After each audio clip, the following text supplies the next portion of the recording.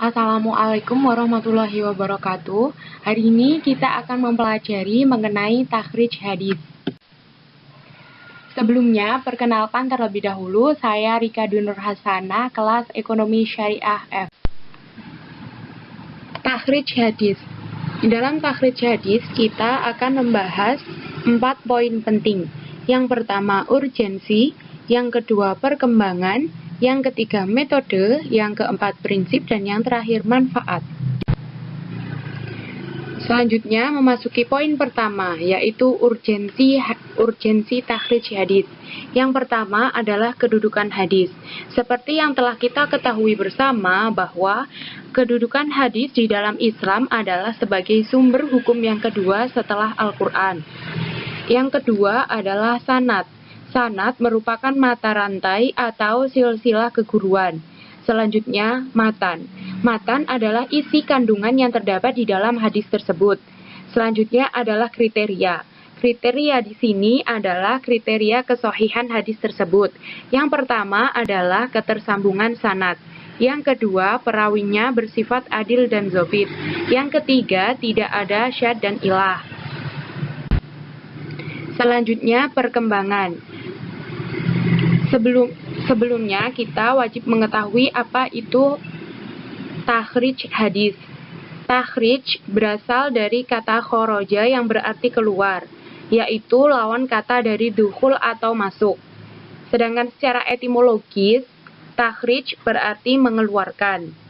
Sedangkan pengertian hadis sendiri adalah sesuatu yang disandarkan kepada Rasulullah SAW. Selanjutnya, perkembangan hadis. Yang pertama, pada awalnya takhrij hadis ini hanya untuk mengetahui letak sebuah hadis. Yang kedua adalah ulama klasik pada masa sahabat hingga abad kelima belum mengetahui bahwa takhrij hadis itu merupakan alat bantu untuk mengkaji hadis. Karena ulama klasik pada zaman dahulu telah memiliki banyak hafalan dan memiliki wawasan yang sangat luas. Kemudian, seiring berjalannya waktu, kajian hadis semakin surut dan penguasaan ulama terhadap hadis berkurang, dan mendapati kesulitan ketika merujuk pada kitab-kitab hadis sehingga hadis tidak dapat dipastikan. Kemudian, melihat kondisi yang seperti itu, ulama hadis membuat kajian lanjutan dan mulai menulis karya takhrij hadis tersebut. Selanjutnya, metode takhrij hadis. Metode takhrij hadis ini ada 5. Yang pertama, metode indeks nama sahabatnya. Digunakan ketika nama perawi sahabatnya diketahui. Yang kedua adalah metode kata pertama dalam matan.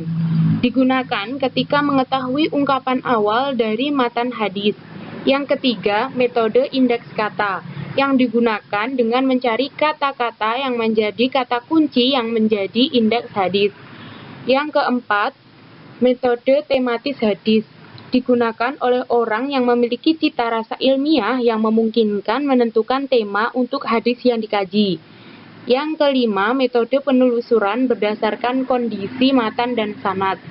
Beberapa kitab atau literatur mengoleksi hadis yang mewakili kekhasan tersendiri, baik dalam bidang sanad maupun matannya. Selain menggunakan 5 metode tersebut, seiring dengan berjalannya perkembangan teknologi, kita juga dapat mengetahuinya melalui penelusuran digital, googling, dan bertanya pada pakarnya. Tapi ingat, ketika kita melakukan penelusuran digital, kita harus memastikan atau kita harus cross-check terlebih dahulu. Selanjutnya, prinsip-prinsip takhrij hadis. Yang pertama, mandiri. Bersifat mandiri atau istiqlal. Yang kedua, sebanyak mungkin informasi terkait hadis yang ditakhrij dipaparkan. Yang ketiga, diriwayatkan lebih dari satu orang. Yang keempat, substansi matan hadis. Yang kelima, dilakukan terhadap sebuah riwayat. Yang keenam, penilaian terhadap seorang rawi adalah ijtihad yang didasarkan biografi. Yang ketujuh, standar ulama dalam menilai itu berbeda. Selanjutnya adalah manfaat takhrij hadis. Yang pertama, kita dapat mengetahui letak hadis. Yang kedua, kita dapat mengetahui benar dan palsunya hadis tersebut. Yang ketiga, kita mengetahui kotakasa asing, khususnya bahasa Arab yang terdapat dalam hadis tersebut. Yang keempat, sifat perawi. Kita dapat mengetahui sifat perawi. Yang kelima, mengetahui kualitas hadis.